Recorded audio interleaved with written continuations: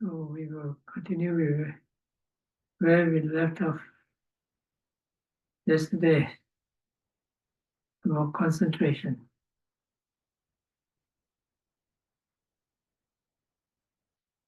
I was about to start on the topic of insight, but there's still one more part that shouldn't be left unmentioned. This is about the balancing of the controlling faculties, indriya. This is especially important, especially connected with the development of concentration.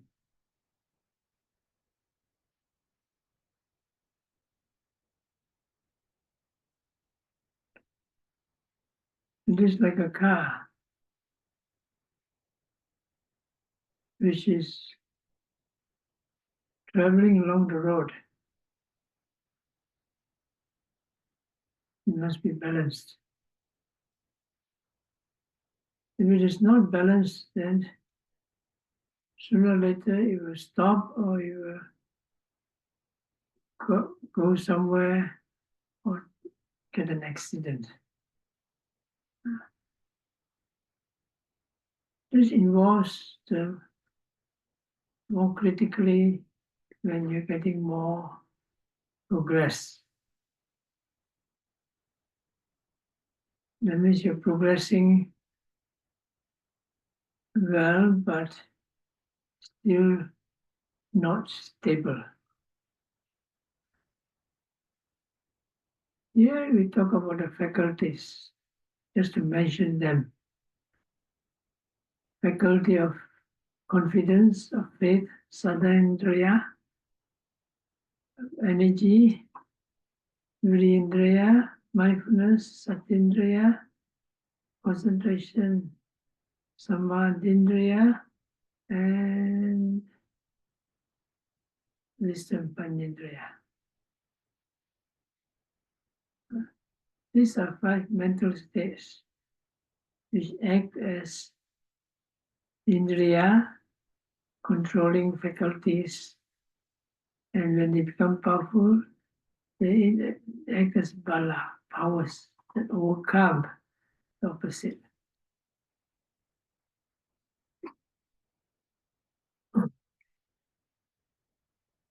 In a kind of simple way, we say they are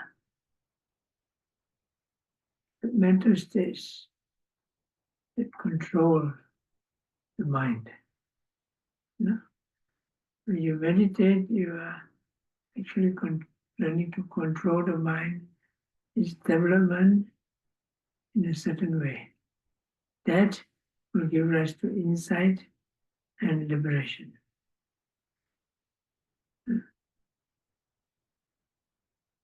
A car is not so good an example. I used to mention the car as example, but I don't drive.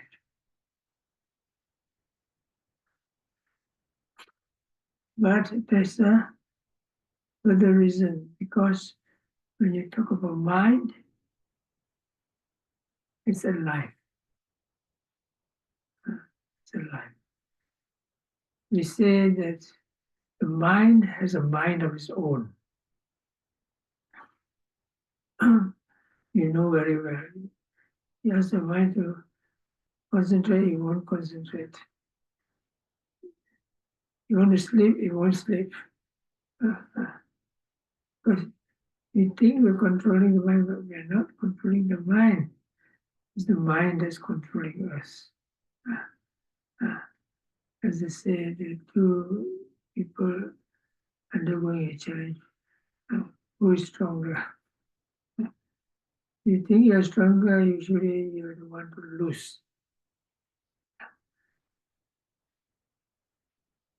But we can be trained. According to the teachings of the Buddha, we can be trained. The mind will be trained to listen. a small point of clarify. Because people say, what is control?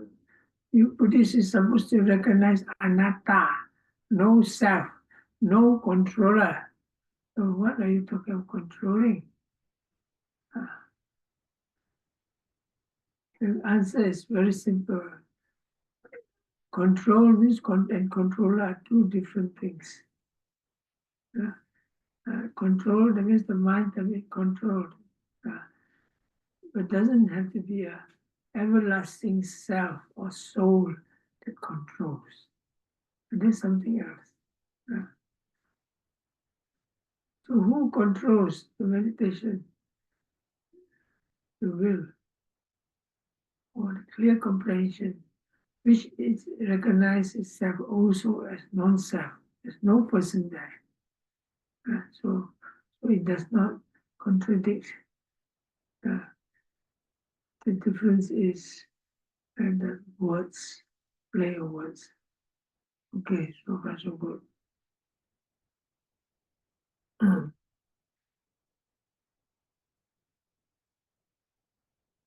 When you want to see into the workings of the mind, these controlling faculties play an important part.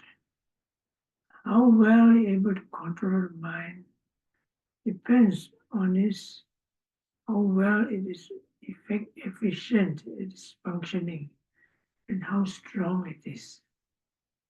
Different types of mental states control different things. That means they affect certain things. Certain things can be controlled by certain degrees. We won't go into detail. One of the things that we look for more specifically is how developed the faculties are. Because we now know that mindfulness is so important. It's the root of all the satipatthana, purification. But how strong, how well is your progress? Is how strong the mindfulness is, how well efficient the mindfulness. Which means we are talking of the development of the controlling faculty of mindfulness. So too with faith, energy, concentration, and wisdom. That is more important than what people describe the experiences. Because experiences can be very deceiving. Take, for example, there was a lady that came to meditate, not with me. I was just a guest speaker. One of my students was teaching that. She tried to describe an inside knowledge that arose in her as she slept and wake up. It arose with all these characteristics of the inside knowledge.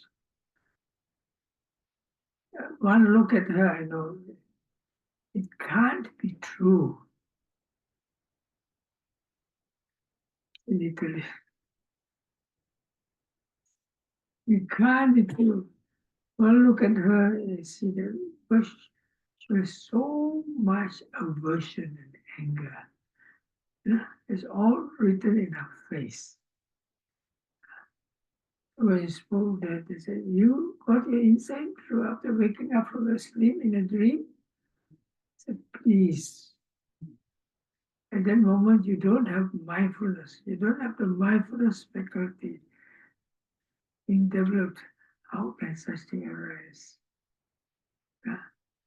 And from the anger she has, I said, you should be watching. Should.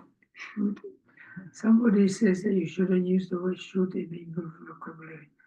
You should be watching pain. True enough. You couldn't meditate really because she has so much pain in the body. And this is a very clear-cut stage.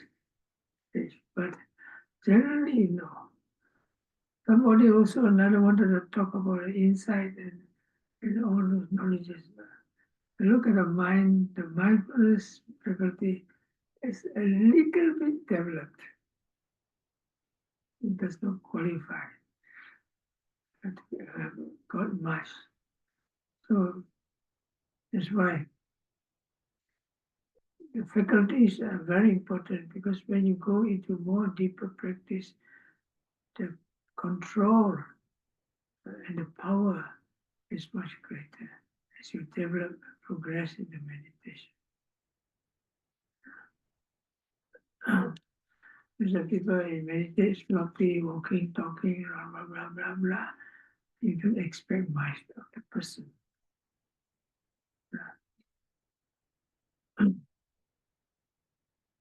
So coming back to the controlling faculties, when you come to the controlling faculties, it's very important that when your practice is progressing, and especially your concentration is getting strong. When concentration is getting strong, the powers are getting strong. The mental powers can turn from good to bad. So you have to make sure it is wholesome, it is good. Otherwise, if you turn to unwholesome, you're worse than you started.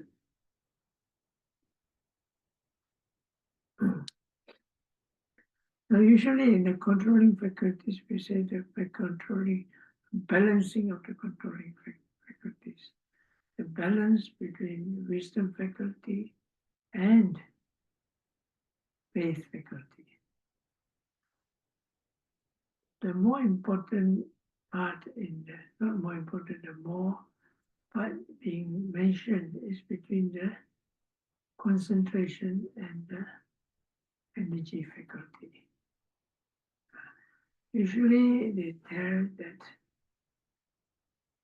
when the energy is too strong and the concentration is weak, you become restless. When your concentration is strong and the energy is weak, you tend to end up in sloth and torpor. And therefore, sleepiness sets in. So in such a case, with too much energy, what you do, you either lower the energy or you increase the concentration.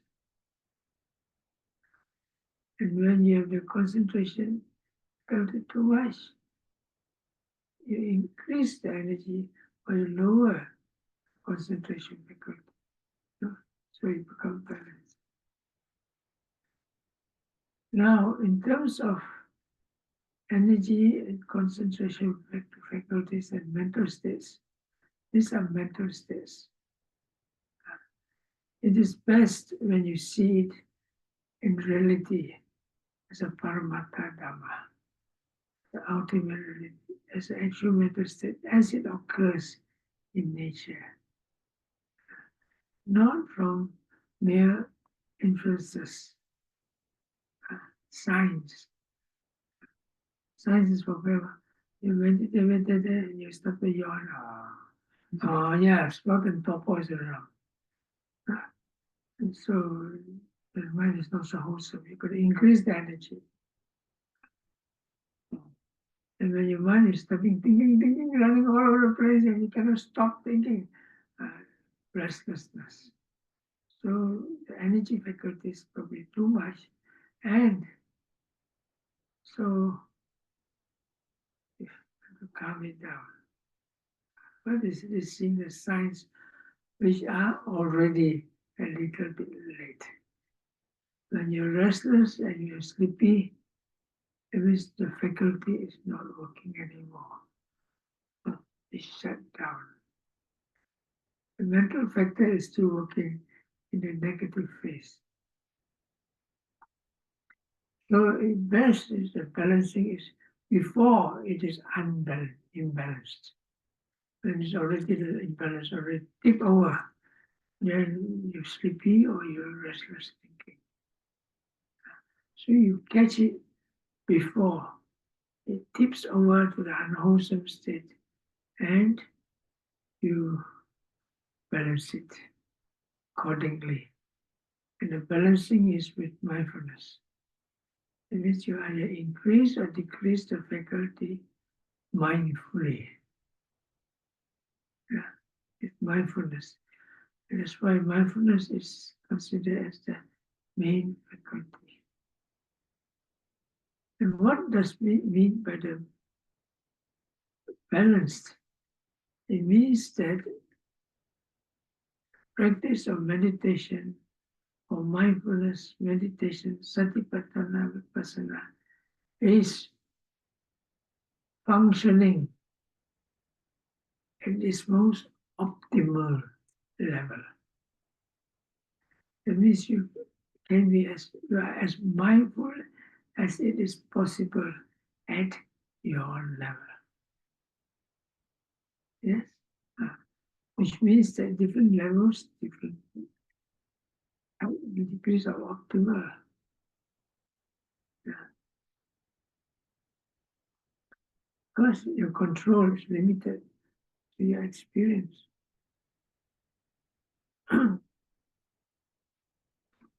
Now, generally, I would classify in broadly into three levels. One is beginner. When you're beginner, your faculties is not so developed. Your mindfulness is not so strong. Because you're a beginner, or you just started your meditation retreat, not too long, first 1, 2, 3 days. And so in this state of mind, the mindfulness may be there but not strong. What happens to the other controlling faculty, like concentration and energy? Now, concentration itself is also not developed. Unless you use a wrong concentration, it will matter. Let's say you don't have wrong concentration. Then the deciding factor would be the energy. How much effort you put in.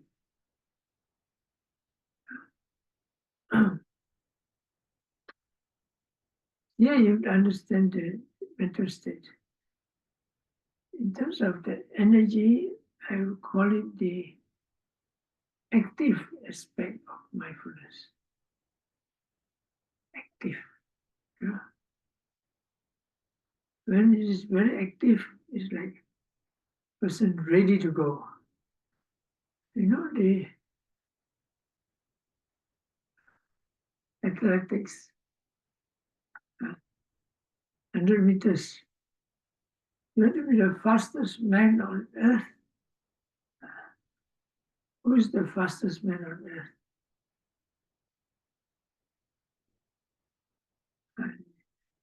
Somebody is from the States. Jamaica. Those Africans are usually very good. They used to chasing after lions and tigers and bears. This time in the US. Huh?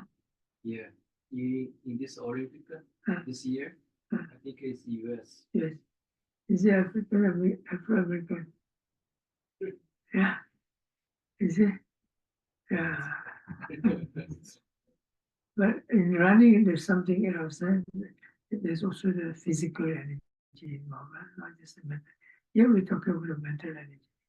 So when the people want to start the race, on your marks, get set, go, boom, run.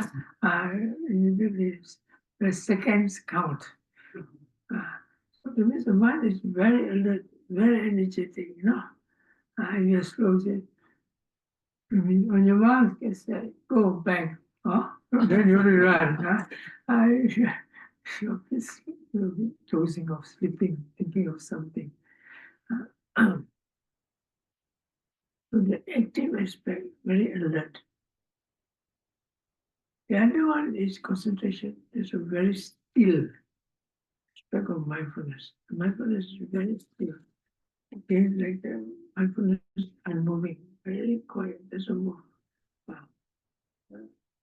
So it is also the forerunner of concentration. So in the first level, the person is able to meditate, but they cannot control the mind too much. And so the effort becomes plays the main part of the development of mindfulness. But you see, the development of mindfulness is emphasized. That means you make energy to be mindful, and the energy should come with mindfulness. The trouble is people who are too enthusiastic. I want, I want people, craving people, And so they crave so much that they forget about mindfulness. So they push. This comes with the pushy people. This comes in the goal-oriented society. Push. Energy, true, but you need to be mindful. The stronger the energy that is put in, the more mindfulness must be put in as well to maintain it. Suppose you run very fast, but you're still mindful. How mindful can you get? Can you get into seeing the nature of mind body processes arising and passing away? No, because it's too gross. Mindfulness can work when you're very fast and concentrated. But too much energy, you cannot be so concentrated as in meditation. So remember, in the first part of your meditation, your faculties are not so developed. The key is control of the energy so that your mindfulness is optimal. That means you make effort, you become more mindful, good. Some more effort, you're more mindful, good. If you have more mindful effort, you get tension. And then it's already too much. It's getting tipped over. So you have to relax. The moment you relax, your mind is not so tense, mindfulness comes back. This is roughly. This is something, the balance is something in you that you have to recognize. That's why there's this Chittanupassana starts coming. Mindfulness of consciousness and mental states.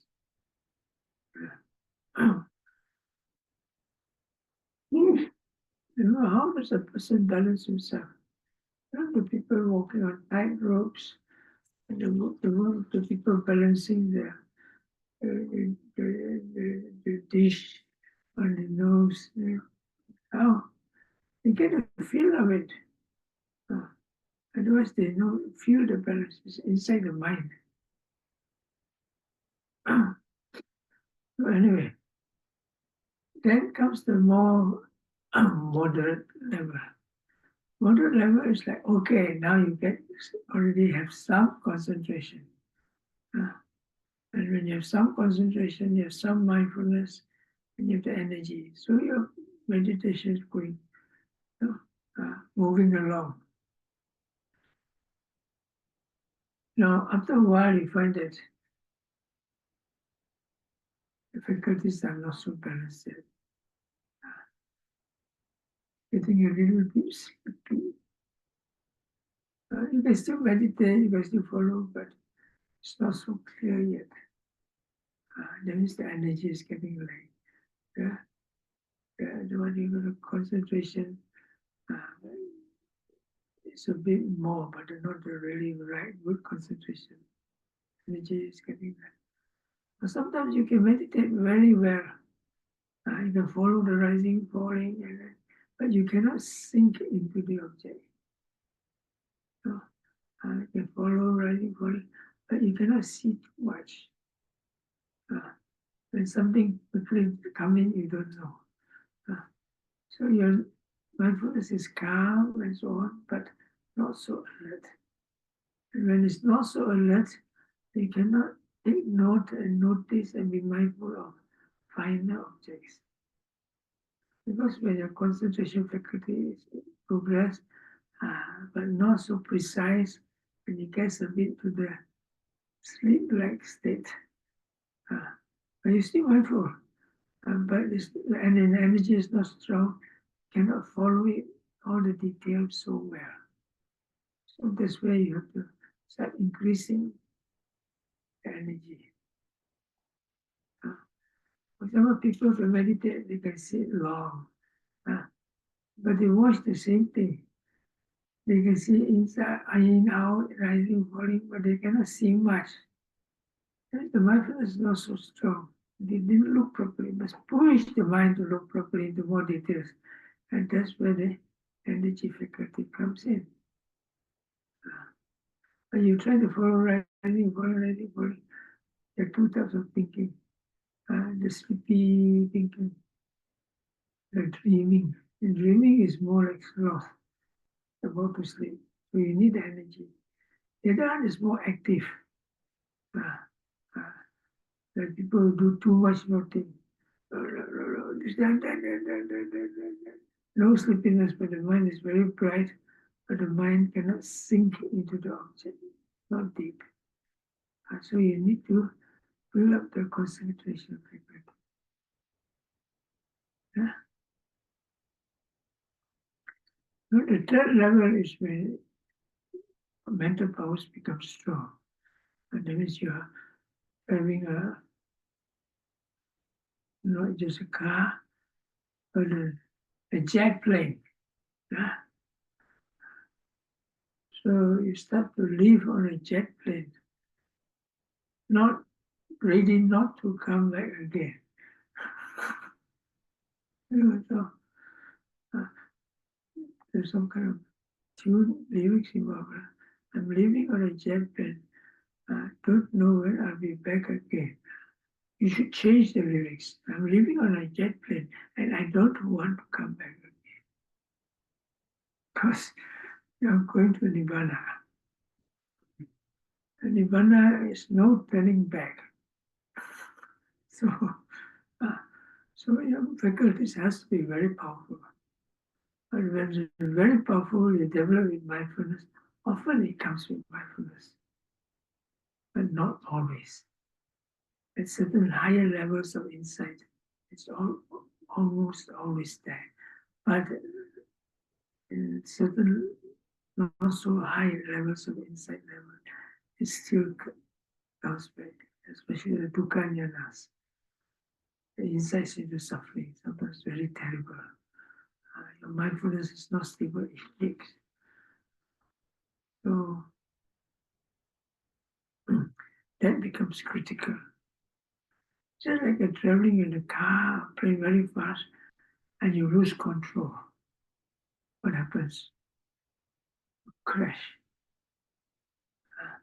And it takes quite a bit to recover. You have strong basic insights and mindfulness, you won't go mad. You'll just be traumatized for a while.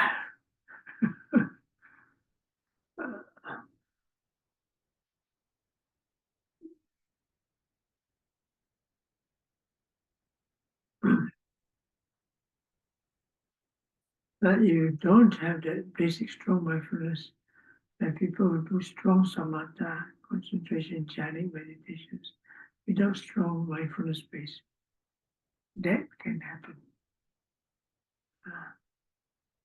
That's why here in the Mahasi, we don't emphasize so much of samatha. Not that you don't know. Priorities first. Purify your mind from defilements and so on first. It's more important. Vipassana is more important. So at that point, it's very critical that the balancing of mindfulness, energy, and concentration takes place.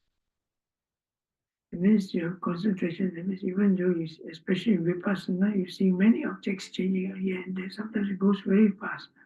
You have energy to follow. And yet the mind does not get distracted Otherwise, it does not become imbalanced and so distracted to other things. You still follow the same pattern, whereby you follow your vipassana object.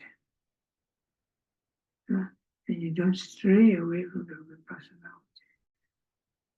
When I say vipassana object, it is a process. It may be of many objects, but still a process. And when you watch pain, there's so many pain here, pain there, everywhere, pain. So you still stay with whatever pain, but your mind is still calm and controlled. So the controlling faculty of concentration is present. Otherwise, it can become quite distracted. So this will give you an idea of the controlling faculties. And one more thing to make it complete. How to balance the faculties. This again go back to your basic mindfulness and Chittanupasana or Dhammanupasana.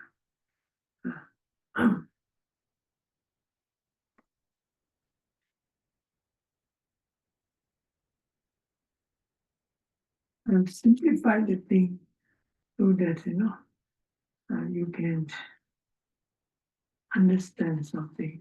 Otherwise, you take and read my book, The Tree of Wisdom, The River of No Return. It's stated in more detail.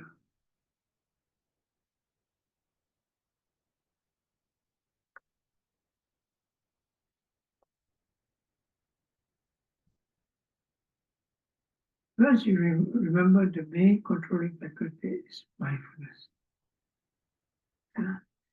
From mindfulness, you go to consciousness, mindful consciousness.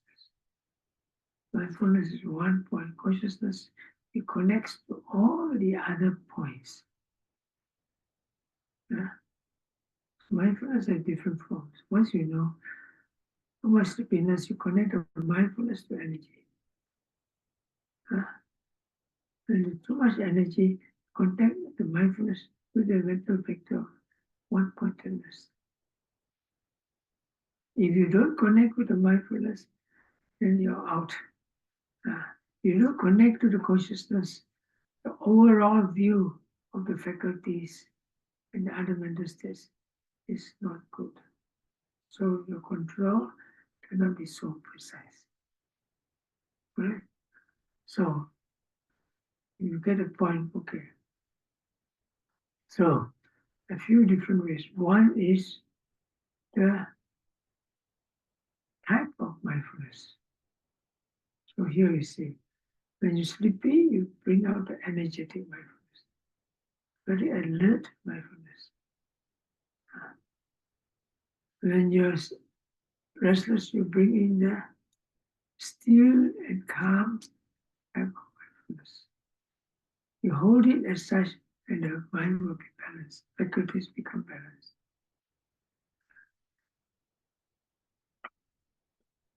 To give a bit clearer, how is the energetic mindfulness like? Give an example of the cobra. Have you seen the cobra? 眼镜蛇 Chinese called cobra, snake with spectacles.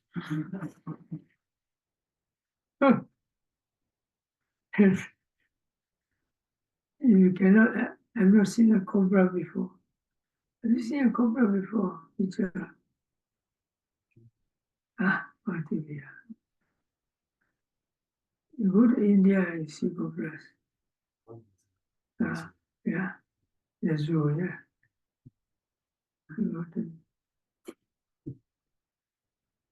You look at the snake charmer.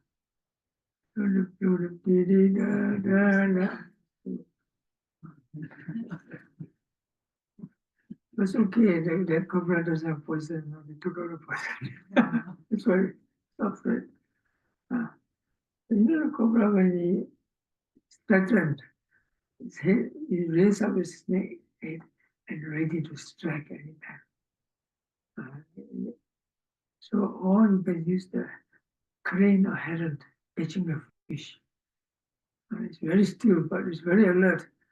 The moment the fish passes by, bomb in pieces, it zeroes in on the point. So the energetic mindfulness is something like that. But you must have the controlling faculty of mindfulness to hold it and aim it properly. Now the other type is the peaceful, calm mindfulness. And this I give an example of the sleeping Buddha. The Buddha is lying down. The Buddha is always mindful. In fact, I learned that the Buddha doesn't sleep. He goes into those absorptions, but in 1 year, he only sleeps a few times.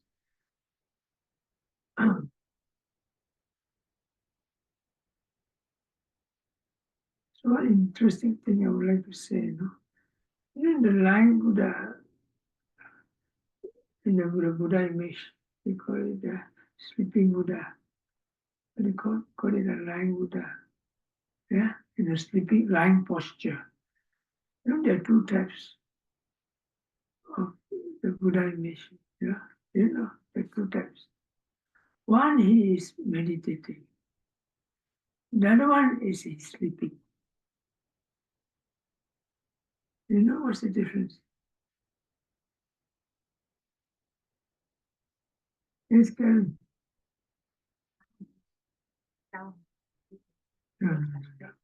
It's the toes. The toes, not the toes. The toes, when he's meditating, is still curled up. When he's sleeping, is straight, totally physically relaxed. We learned about this when we went to Sri Lanka for pilgrimage. So the monk told us, you see, that next time you see, find out whether your partner is sleeping or meditating, and you look at his toes, see whether it's true or not. So, it's something of interest.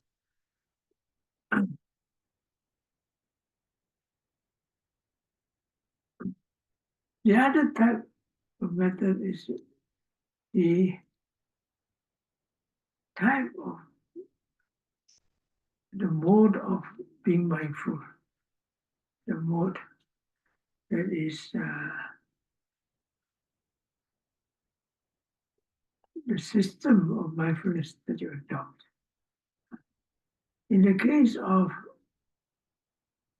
lacking in energy faculty, then you increase it by directed awareness. It means you bring the mind to go for the object. Yeah. And for them, when you cannot get rising, falling, becoming sleepy, you ask you to watch many touch points. The more sleepy you are, you watch the more thought touch points. So that the vitaka, vichara, initial separate and sustainability is increased. And when that is increased, energy faculty is improved. Yeah, that's the one way. In the case of you need to increase your concentration faculty and lessen the energy faculty when you do choiceless awareness. More like the cloud method, choiceless awareness. But here, when you really let go of the energy faculty, that means you don't push the mind at all. One way is if you know Chittanupassana, you just place it at the heart base. And just wait for any object that arises and you take notice of it. So you don't chase after the object. The object comes to you and then you observe. Yeah? And after some time, when you don't keep chasing, you just be aware of what that comes and goes. You're practicing vipassana and you're reducing the energy faculty. When it's balanced, once it's balanced, then you can start making a bit more effort to wash and so on. Otherwise, no, it doesn't work. The energy quickly comes back.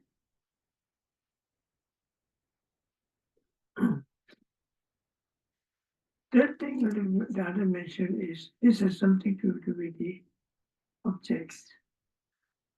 That is the postures, balancing of postures. You know, for example, you're supposed to do 1 hour sitting, 1 hour walking. And this has something to do with the balancing of faculties. Because the walking tends to stimulate the energy faculty, and the sitting tends to stimulate the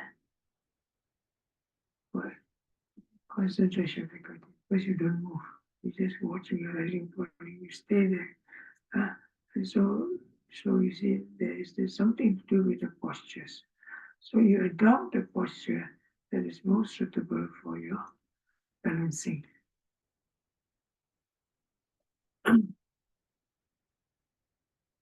You know that it can take it a bit further.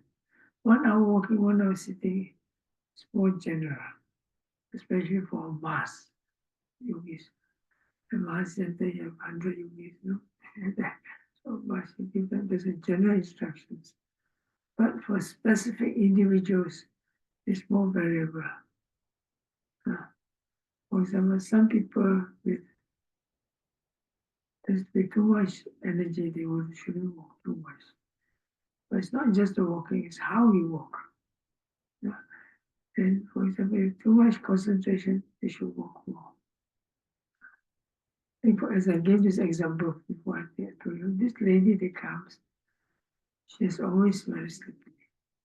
She's intelligent, she knows what to do, listen, she's like a smart lady. But when she sits, she falls asleep. As to watch the sensation, she dry. As to watch the rising point, she dry. But she has to watch the consciousness, she dry. But still the mind will go to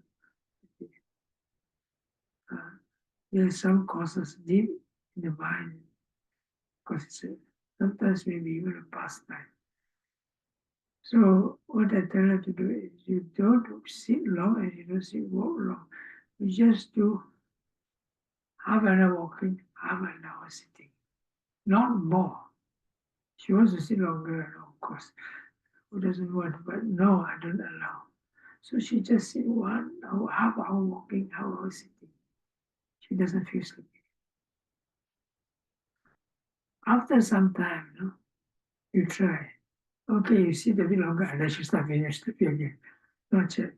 Sometimes it goes for 1 week before it balances out. It means the right concentrations and reach a level of balancing. It may be something to do with a deep-seated habit that the person with a lot of stress or insomnia automatically want to sleep and they get about to. Another man, for example, he sits 1 hour, he's sleepy. After 1 hour, then he's awake. After sitting for 10-15 minutes, he'll start yawning. With the one he tries, he starts yawning. He yawns until 1 hour, and then he's wide awake. So he has to sit 2 or 3 hours, get some rest. Anyway, we'll go too much into that.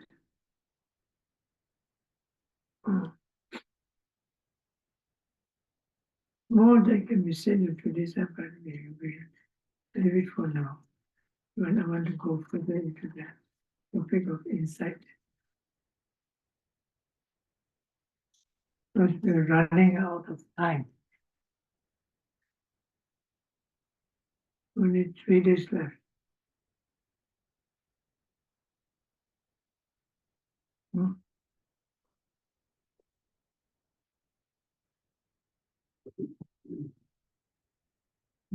Let's start with some basic. so that there will not be misunderstanding.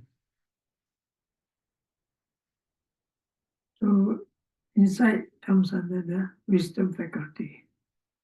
And there's so many wisdom faculty manifest in life in so many ways. So first we talk about the two types of wisdom. Wisdom generally means understanding. Sometimes they use the word, Visuddhimagga translation use the word understanding. This is a bigger coverage. Understanding of deep, thorough understanding of the nature of the object according to reality.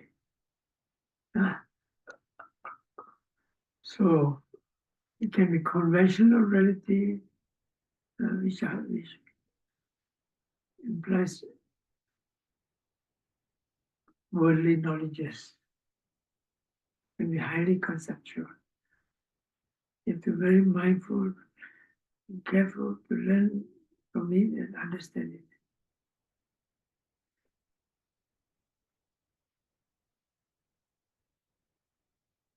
Take, for example,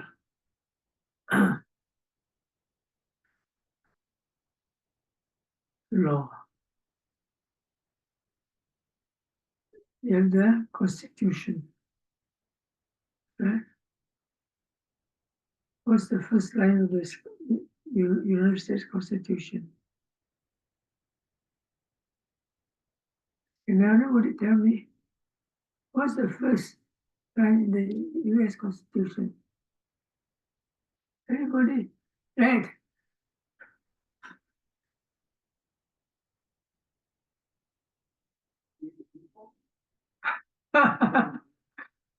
So I don't feel so bad. Because once asked somebody asked me, Bhante, what's the first line of your Malaysian Constitution? Yeah, actually, I thought, no, you what? You don't know. So I don't feel so bad now.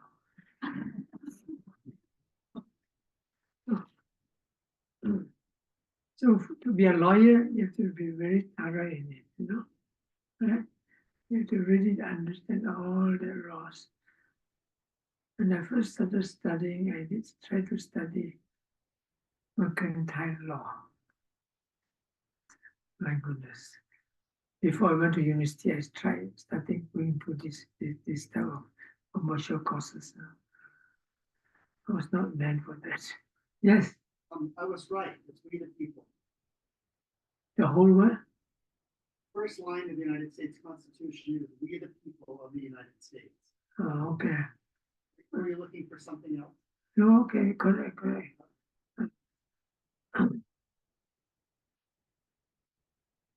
No, this,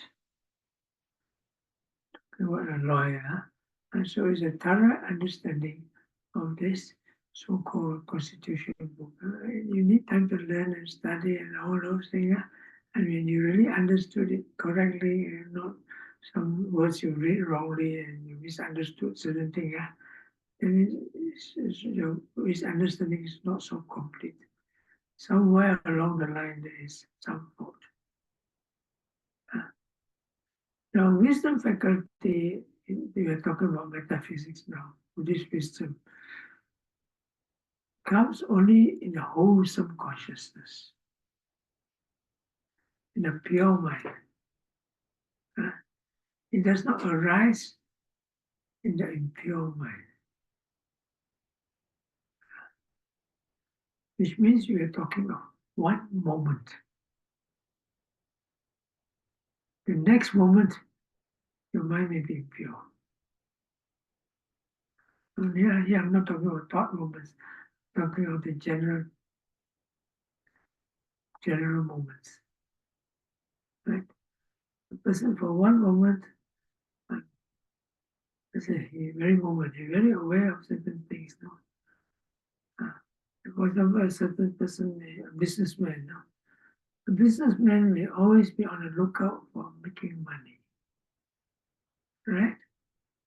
Any businessman, yeah? Always looking for ways. And so it goes around walk the street and say, this one, that one. No, I think I can do business with this. I can make money with this. And so on. So when he locally observes, he's mindful. But when the thought comes, I can make a lot of money with this, and the craving and come on. Different moment. So there's the play of wholesome and unwholesome thoughts, which means that the worldly knowledge can be misused. You understand? Worldly can be misused. Even doctors, some doctors are commercial doctors. They're very good, but when people come to them, they may think, how much money I can make from this person? Actually, that happens. One of my doctors is a very good doctor, is a specialist. They refused to go into private practice. He said, why? Because he doesn't want to look at his patients as a walking wallet. Which means it does happen. The doctors are all usually admit are all very compassionate people. But no, this thing to happen. The case of a doctor is less, but in the case of other professions, it can be worse. There are a lot of examples, we don't have time to go into this. There's one more. There was one person who came to Burma in the early days.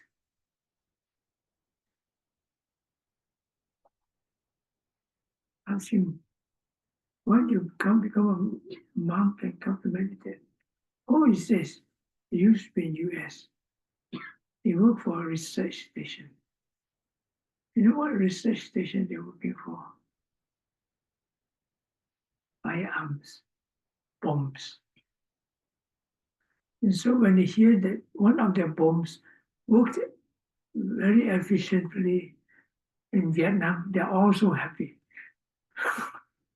So he said, what on earth is happening? So he quit and left.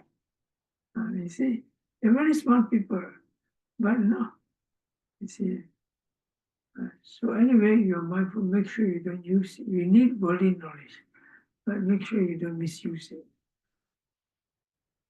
But in terms of spiritual knowledge, you should usually know. There's still the problem of spiritual materialism. I'm sure you heard that expression before. Spiritual materialism. Anyway, spiritual, even temples need money, But there's something else. Sometimes it's for personal gain. That is not good. But when you talk of real knowledge in terms of insight, then no. Because real insight knowledge or meditative knowledge is for elimination of desires, of craving. So that insight comes in very strong mindfulness and strong concentration. But even though samatha meditation, they have very strong concentration, the mind can be very pure for extended periods of time. Still, there's attachment to those jhanas. And that keeps them in samsara. They will go about killing people. For example, but you know things like arahants and things where the mindfulness and insight is perfect. The defilements are eradicated, radically eradicated, and that is completely different. That's what we call the purifications. So that's why you have these three levels of understanding. Cinta, Maya, Panya is from conceptual thinking. It refers also to study, because study involves conceptual. Second is the first is pariyati, that is from thinking. Second, first is from study. Second is from thinking, cinta. Finally, is from meditation. Meditation, there are two parts. One from samatha, tranquility, one from vipassana. Yeah.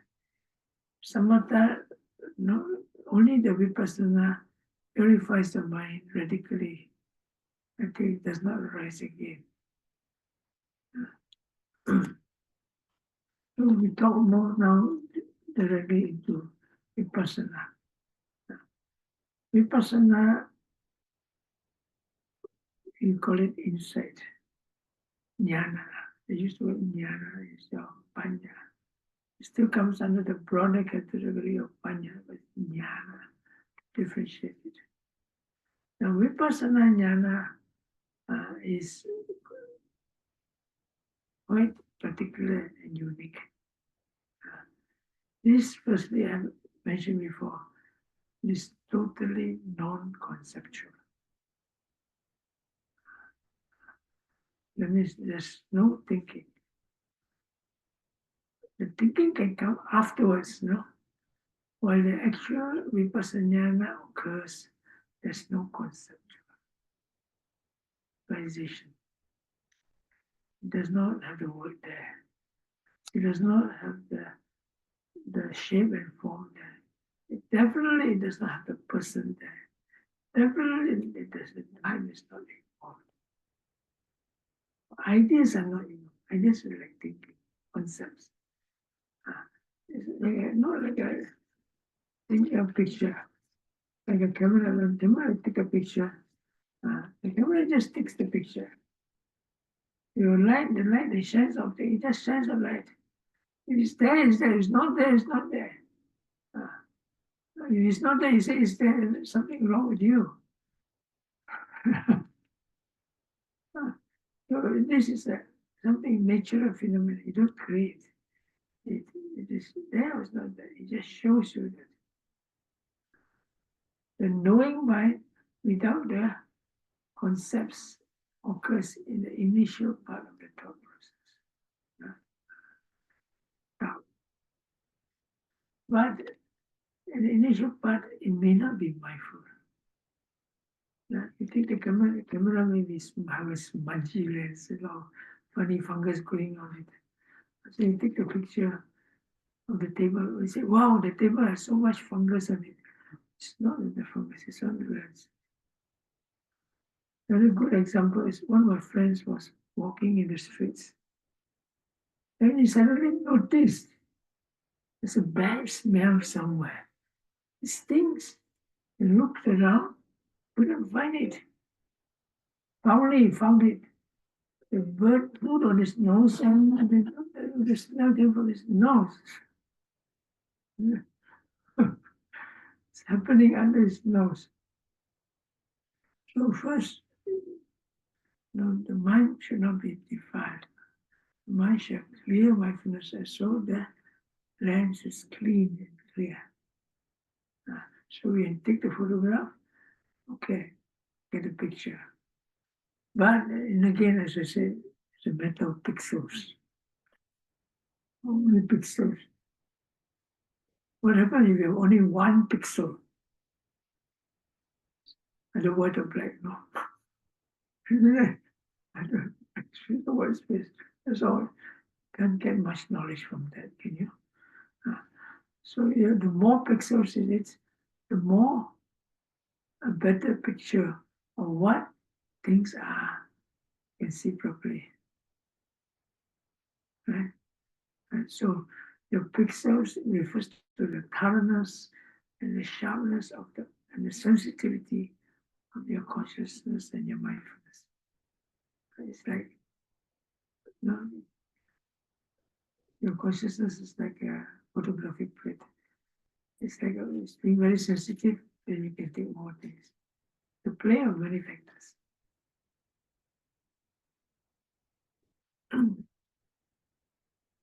So the training is to develop this until it's sharp. The moment you take a photograph, it's very clear. You know what it is. You can see all the details. You can blow it up and you can see all the details. Okay, this is now the pixels, the precision have to be strong enough to be considered as insight.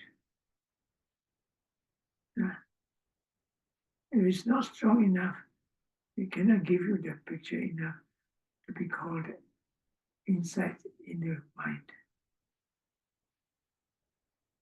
Okay.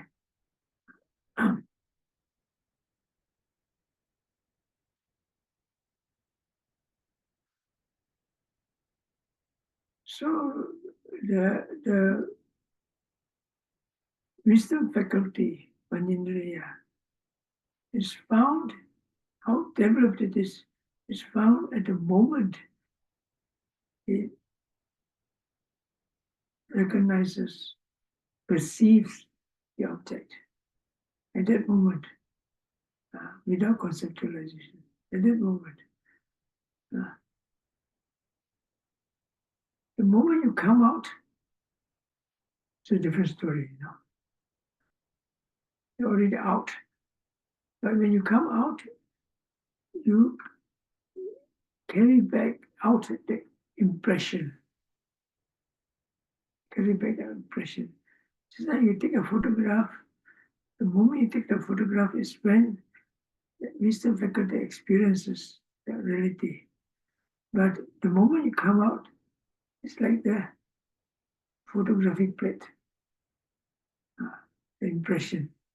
You know, what you take is direct.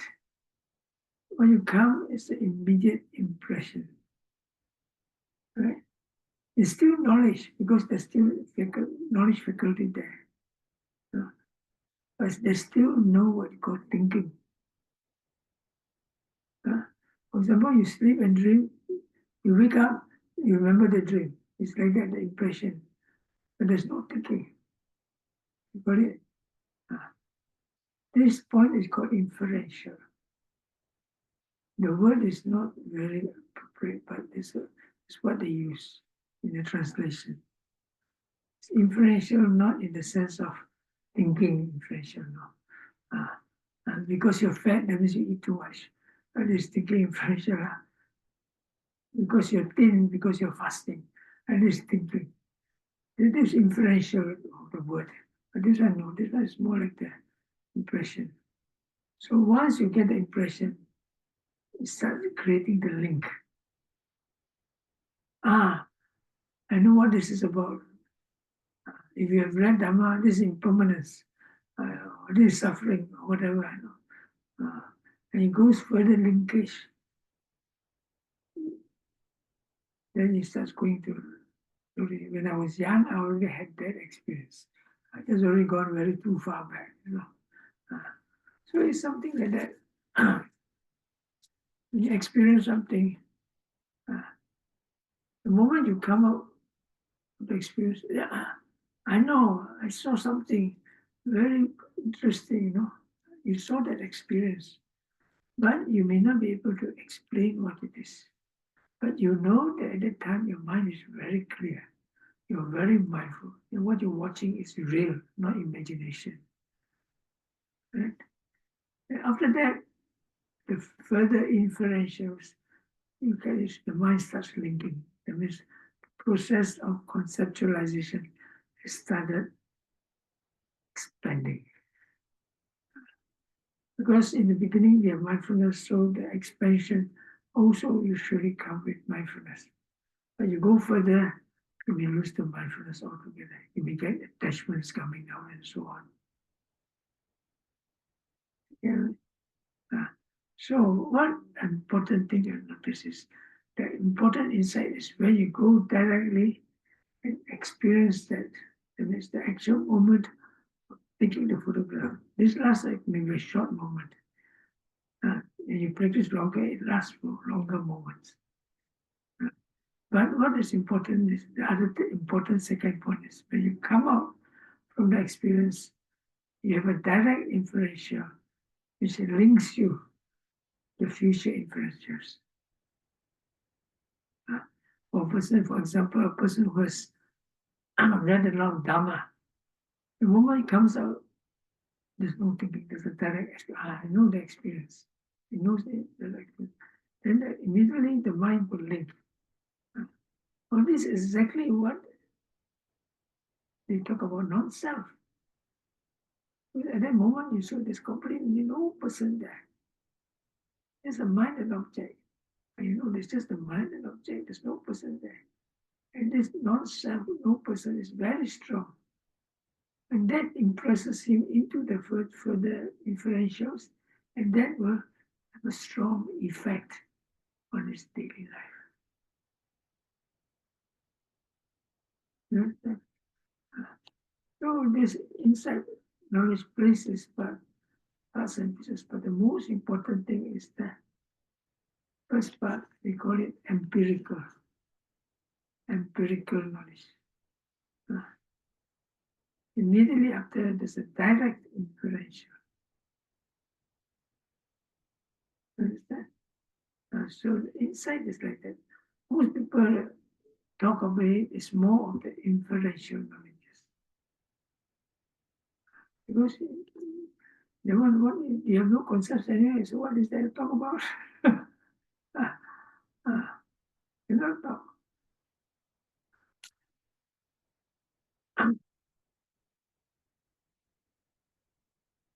You understand? Get a general idea.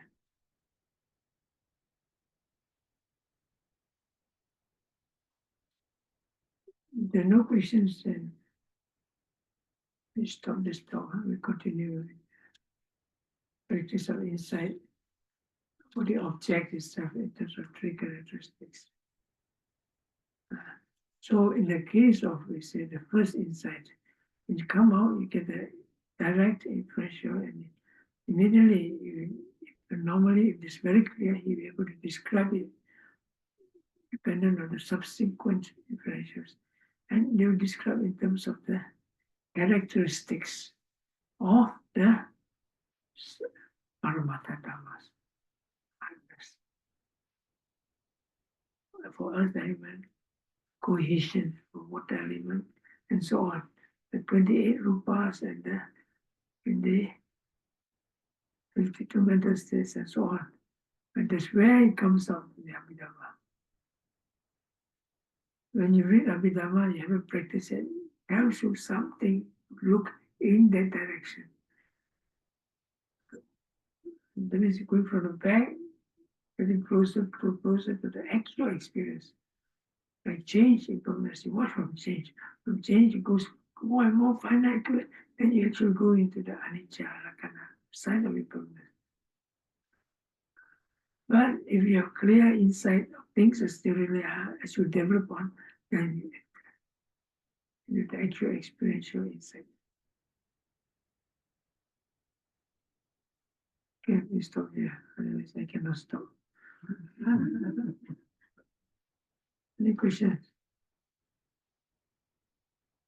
Yes. If you're tired to answer, it's okay. But contrast contemplating the 5 indriyas versus the 7 bhujangas. I know they kind of overlap, but when to apply one, when to apply the other. Indriyas refer more to the attention, manasikara, of the controlling powers. Of the controlling powers. It's a type of conditioning. Indriya pachaya, controlling faculties. Whereas bhujanga refers to the what part they play in the actual realization. It's like you look at it as a what you call aspect of insight. The insight is a gem. The 7 faculties are like the 7 phases of a gem. You see, the main part played in the bhujanga is this enlightenment factor.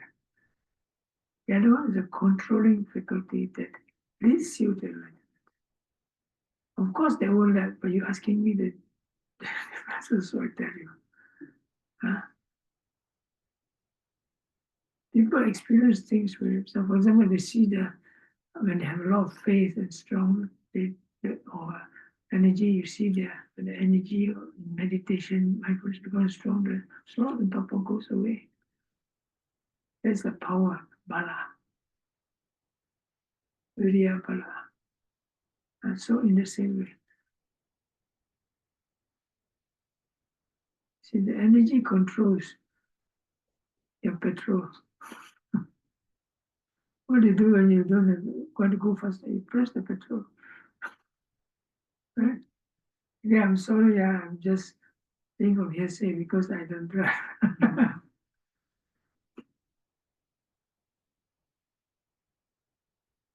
So that comes under Dhammanupassana.